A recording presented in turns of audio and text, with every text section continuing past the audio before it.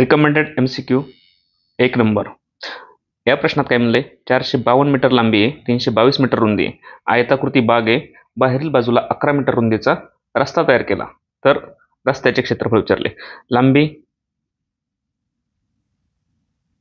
किती? 452 मीटर, रुंदी 322 मीटर आणि बाहेरील बाजूला 11 मीटरचा रोड केलाय, म्हणजे 11 मीटर सगळ्या बाजूने.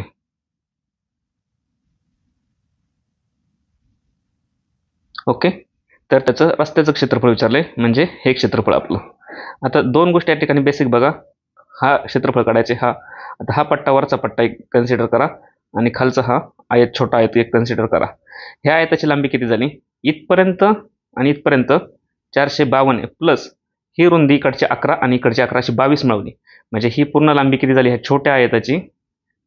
हे 11 आणि हे 11 22 मिळवले. 452 अधिक 22, 452, 62, 72 आणि 2 74, म्हणजे 474 झाली. तशीच ह्या बाजूला पण ही इथपर्यंत एवढी 452 आहे. आयताच्या समोरील बाजू सारख्या असतात.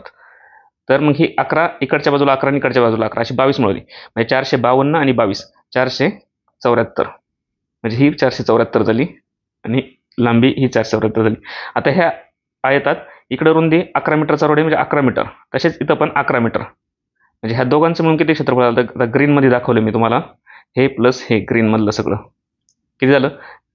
हे छोटे छोटे आयतच झाले. एकाची लांबी 474 गुणिले रुंदी 11, अशा दोन आहेत. 474 गुणिले 11, वरती एक आणि खाली एक, म्हणून गुणिले 2 हे झालं. आता उभ्या व्हर्टिकलचं क्षेत्रफळ बघा, हे तर रेड कलरने दाखवतो इथं. हे असं, याची रुंदी किती? 322 मीटर आणि लांबी 322 मीटर आणि रुंदी किती? हे एवढी रस्त्याच्या रुंदी एवढी 11 मीटर, म्हणजे किती झालं? 322 मीटर गुणिले 11. तसंच क्षेत्रफळ इकडं पण आहे, 322 गुणिले 11, कारण आयताच्या समोरील बाजू सेम असतात. हे आपण कोपरे का धरले नाही? कोपरे एका याच्यात धरलेत. ह्या बाजूला जे पहिले कॅल्क्युलेशन केलं त्यामध्ये हे चारही कोपरे धरले, त्याच्यामुळे आता याच्यात धरायची गरज नाही, म्हणून 322ला 322च ठेवले. असे दोन आहेत, हा इकडं गठ्ठा एक आणि इकडं ब्लॉक एक, असे दोन ब्लॉक दोन. ह्या दोघांचं बेरीज हे आपलं क्षेत्रफळ झालं. ह्या दोघांची बेरीज केली, यांचा आधी गुणाकार करावा लागेल. तर कॉमन किती? 11 दुने 22, 11 दुने 22, म्हणजे 11 गुणिले 2 बाहेर काढले, 11 दुने गुणिले 2 आणि कंसात किती आलं? 474 अधिक 322, 4 आणि 2 6, 7 आणि 4, 7 आणि 2 9, 4 आणि 3 7, म्हणजे यांची बेरीज झाली 796, म्हणजे 11 गुणिले 2 22 गुणिले 796 एवढं उत्तर झालं आपलं.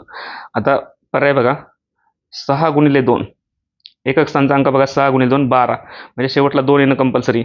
इथं एक 2 आहे आणि इथं एक 2 आहे. ह्या ऑप्शनमध्ये 4 असल्यामुळे हा ऑप्शन गेला, हा पण गेला. आता मला सांगा, हे 22 गुणिले 796, 796 गुणिले 10 केलं तरी 7960 येतील, म्हणजे जवळपास 8000च्या आसपास जवळ 10 गुणलं तरी. आणि मग 22 गुणल्यानंतर त्या 8000च्या वरतीच काही पण करून उत्तर येणार. 10 गुणल्यानंतर 7960, म्हणजे 8000च्या जवळपास जातोय. हा तर पर्याय 4972 आहे, म्हणजे 10 गुणलं तर इथपर्यंत पण पोहोचत नाही. हा खूप छोटा पर्याय, म्हणजे हा पण गेला. उरला पर्याय 17512. वाटलंच तर गुणाकार करून बघा. थँक्स.